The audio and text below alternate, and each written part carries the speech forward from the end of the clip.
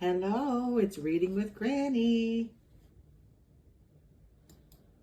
Can you believe it's that time again? I'm so excited. We're going to talk about the sh sound. That's S and H. It sounds like sh. So let's start with our first word.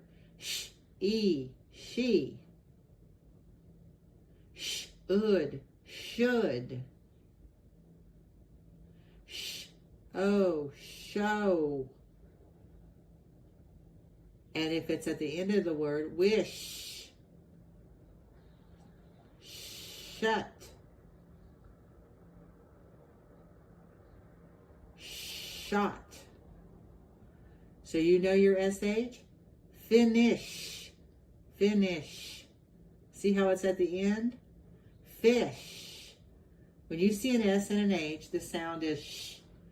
Or when you see T-I-O-N, be careful because a sh sound is hidden in there.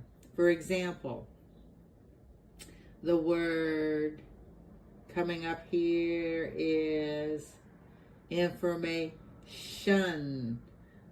See that T-I? Location.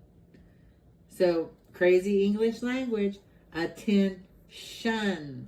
When you see T-I-O-N, it's sh. Shun, situation, relationship. There was a T-I and an SH in that word. I know it's kind of crazy, but we gotta watch our words and we'll know how to read soon.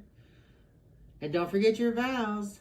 A-E-I-O-U and sometimes Y.